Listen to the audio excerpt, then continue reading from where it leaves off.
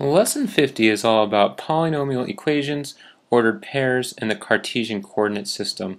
And for this lesson, we're going to talk about polynomial equations again with our lesson practice during our next class.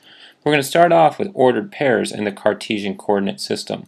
So the Cartesian coordinate system is just a fancy way of saying our coordinate plane. We could also call it a rectangular coordinate system. Now a coordinate plane looks like this. We know we have the x going horizontally and the y going vertically. And whenever we're given a coordinate plane, well, we've got a grid, and we're always going to be given coordinates with the x coordinate first and the y coordinate second, separated by a comma, always within parentheses. Now we've got different quadrants within our coordinate plane.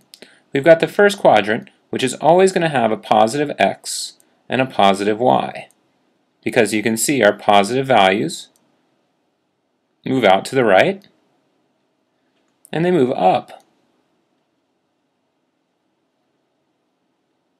Our second quadrant will always have a negative x, so it'll be a negative number first, and then it'll be a positive number second, because our negatives, they work backwards to the left, and they work downwards with our negatives. So we've got negative 1 right here, then negative 2, negative 3, negative 4, and negative 5. The third quadrant will be a negative x and a negative y. So we get a negative and a negative. And our fourth quadrant, well, that'll be a positive x and a negative y. So we're going to have a positive x and a negative y. We need to know these terms, and we need to know we go from first quadrant to second quadrant to third quadrant to fourth quadrant in a counterclockwise direction. Let's move on to our next example.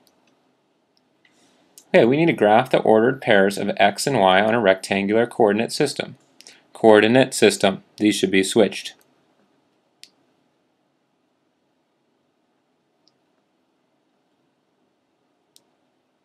So, if we have 3, 3, we've got a 3 on the x, a 3 on the y. So we've got a 3 on the x, so we go over 3, and then we go up 3 on the y. So we have our first coordinate pair. That's A. Then we have B. That's negative 4, 0. So we go over negative 4, and we go up or down 0. So we've got coordinate B located. Coordinate C is 0, negative 3. So 0 is the origin. It's right where both of the x and y zeros are. And we go down 3. That's point C. And then point D is 4 on the x and negative 2 on the y, because we always go x first, y second. Always. So we go over 4, 1, 2, 3, and 4, and we go down 2, and we're right there. Working with a coordinate plane like this is very helpful when it has the grid lines all drawn out for you. In the classroom, I've got many of these coordinate planes. You're welcome to borrow some. You can photocopy them if you like, so you have some in your notebook. Quick lesson today. We're on lesson practice, page 204 during our next class. Make sure you've got your notes complete, and I'll see you soon.